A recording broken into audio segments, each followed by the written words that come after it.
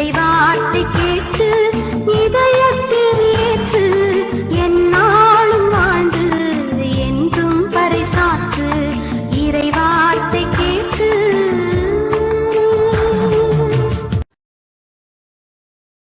இயேசு கிறிஸ்துக்குள் பிரியமானவர்களே, அருமை ஆண்டவர் இயேசு கிறிஸ்துவின் பரிசுத்தமுள்ள திருப்பெயரிலே நல்வாழ்த்துக்கள்.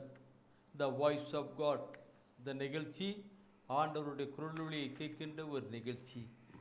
ஆண்டுடைய குரல் வழி நமக்கு ஆசீர்வாதத்தின் ஒரு குரல் வழி, நல்வழி காட்டுகிற ஒரு குரல் வழி.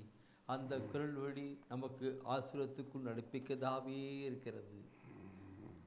கடந்து வரலாம், குரல் வழியை கேட்பதற்காக ஒப்புக்கொடுக்கலாம். திருப்பாடல் 30 5வது வசனத்தை தூய ஆவியானவர் காண்பிக்கிறார். திருப்பாடல் 30 5வது வசனத்தை காண்பிக்கிறார். அவரது சினம் ஒரு நொடி பொழுதுதான் இருக்கும், அவரது கருணையோ வாழ்நாள் முழுவதும் நீடிக்கும். மாலையில் அழுகை, காலையிலோ ஆர்ப்பரிப்பு. அருமையான வார்த்தையை ஆண்டவர் நமக்கு நாளே தருகிறார். அவரது சீனம் ஒரு நொடி பொழுதுதான், ஒரு நொடி பொழுது, அவ்வளவுதான். சில வேளையை பார்ப்போம், எப்ப பாரு என்னால் கோபமாக்குறாருன்னு சில பிள்ளைகள் அப்பா பற்றி சொல்லுவாங்க, அம்மா பற்றி சொல்லுவாங்க. சிலர் என் முதலாளி எப்ப பாரு என் மேல் கோபமாக இருக்கிறார், எங்க ஆசிரியர் என் மேல எப்ப பாரு கோபமா இருக்கிறார் சொல்லுவாங்க, இல்லைங்களா?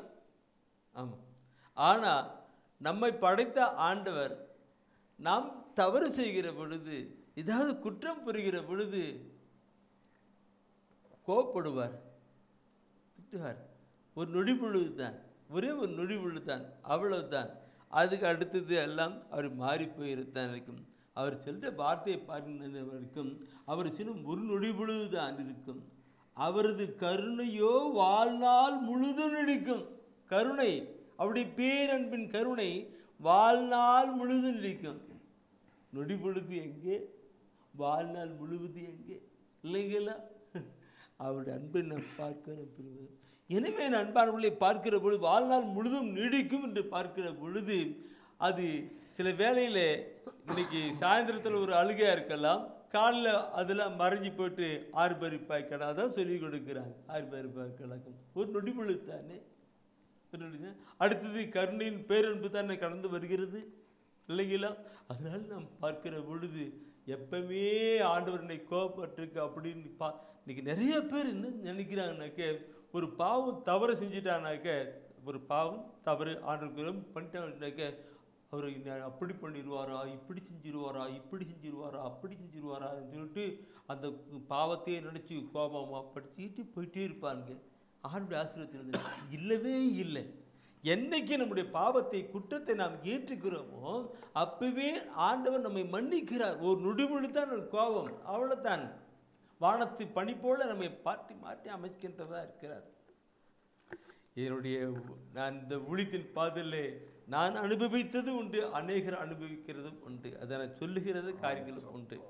பார்க்கணும் பிரியமானவர்களே, காலையில் எப்பயுமே ஆண்டவர் கோபப்படுவது இல்லை, நாம் அதில் அழுகிட்டே இருக்கக்கூடாது, எப்பயுமே அழுகி கொண்டிருக்கிறாது.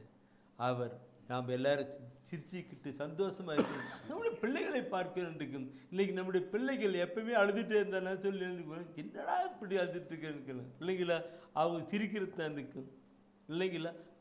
பெற்றோர்களாகிய நாமே நம்முடைய பிள்ளைகளை எப்பொழுதும் சிரிச்சுட்டு இருக்கிறாங்க இன்றைக்கு. அதே போலத்தான் ஆண்டவர் காரியங்கள். இந்த கருத்தை நான் சொல்லுகிற பொழுது என் அன்பானவர்களே, ஆண்டுடைய அந்த காலையிலே மாலையிலே இரவு பகலும் மாறுவது போல, இரவு பகலும் மாறுவது போல அப்படியே மாற்றிக்கிட்டு செயல்படுகிறதான ஒரு காரியத்தை பார்க்கிற பொழுது, எரேமியா புத்தகத்திலே 31ஆம் அதிகாரத்திலே 16வது வசனம், எரேமியா 31 16வது வசனம் கூட இதே கருத்தை தான் அங்கே கொஞ்சம் அழகிய சொல்ல இருக்கிறாங்க, பார்க்கணும். ஆண்டவர் நீ அழுகையை நிறுத்து, நீ அழுகையை நிறுத்து, கண்ணீர் வடிக்காதே, கண்ணீர் வடிக்காதே, ஏனெனில் உனது உழைப்புக்கு பயன் கிடைக்கும் என்கிறார் ஆண்டவர். ஆண்டவர் என்கிறார் ஆண்டவர்.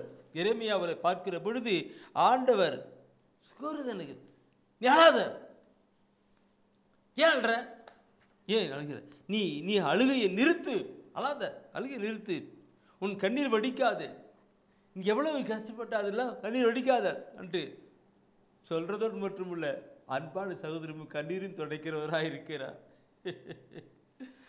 பார்க்கணும் ஆண்டவர் எவ்வளவு நல்லவர், எவ்வளவு இருக்கு கணித்திருக்கிறார். அழுகை நிறுத்து, அழாத, ஒரு நொடிபொழுதுதான் அவருடைய கோபம் இருக்கும். அவர் நம்ம தப்பு பண்ணிட்டாக்க ஒரு நொடிபொழுதுதான், எப்போ திருந்திட்டோமோ அவருடனே இருக்கும். சாரி ஃபாதர், சாரி சொல்லி கிடக்கும்போது எல்லாம் கடந்தவர்கள்.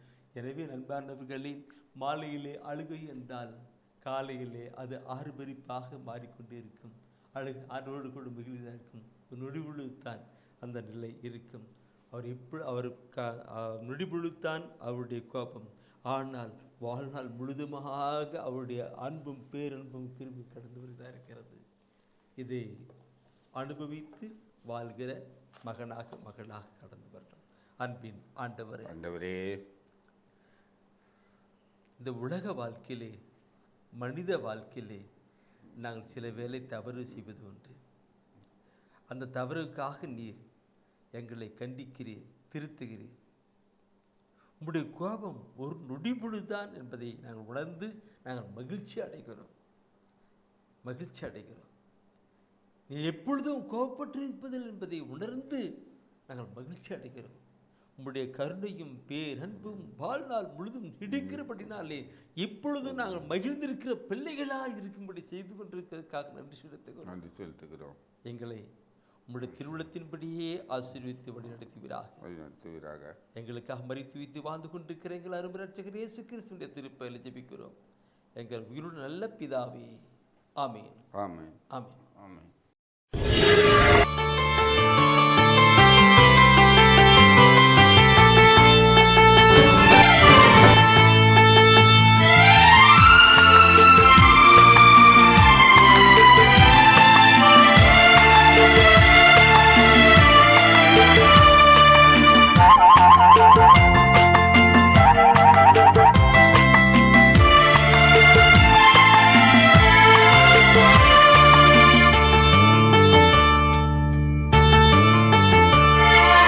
இறைவார்த்தை கேட்டு இதை